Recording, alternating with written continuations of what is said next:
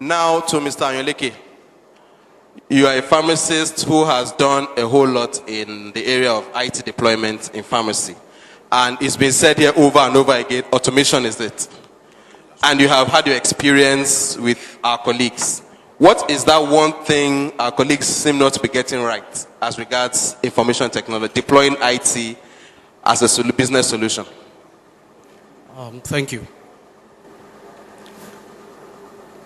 When I first started relating with community pharmacists, I used to get a lot of inquiries. People say they'd like to deploy software in the pharmacy. What I found out was that many people who wanted to deploy software had a motive. They wanted to deal with the issue of theft. They wanted to be able to guarantee their inventory. However, I also quickly found out that many of those who wanted to deploy software actually were missing some points.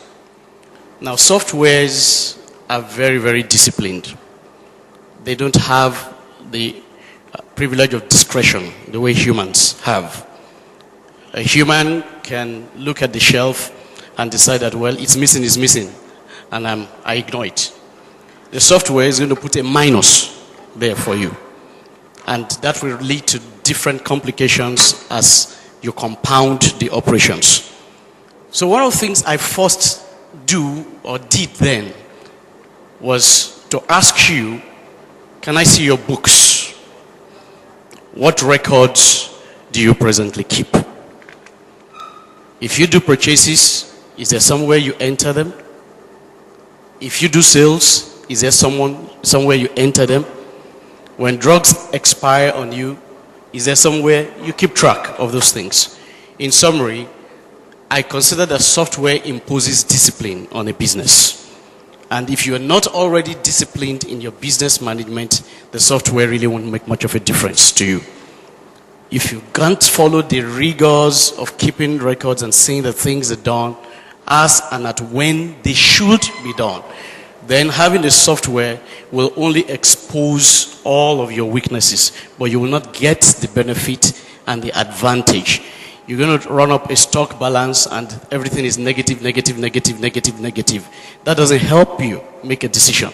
It tells you have a problem, yes, but you don't get the benefit that you really desire out of the business. So if you're really thinking going the way of software and you're looking at it as a way of dodging your business discipline, it doesn't work. It's not going to help you. You've got to impose that discipline on your business first. Then the software now helps you bring... The real advantage of the software is that it can do a whole lot of patterns in a very short time. If you have to find out what's your... what item gives you the highest turnover, for example, you will first have to condense all your sales for 30 days manually and do the calculations. A software simply does that in a moment for you, but that is provided you have informed it correctly about the way the business has proceeded from day to day. So there is no skipping the discipline. If the discipline isn't in there, the software is just going to stay on your shelf, pointing accusing fingers at you, telling you something is wrong, but you will not be getting any value out of that. So get your business discipline right. I also say that, just a moment, IT implementations fail easily when business owners are not involved. If you are a business owner and you hoped that the system, the software will come in and will solve problems for you, if you don't drive the implementation process and demand results from the process, you will find out that at the end of the day, it will end up in the garbage. You've got to be involved as a business owner. You need information, you should be able to get it yourself. You should be able to sit down and know exactly where the nooks and the crannies are, so that you know whether it's working for you or it is not working for you, as the case may be.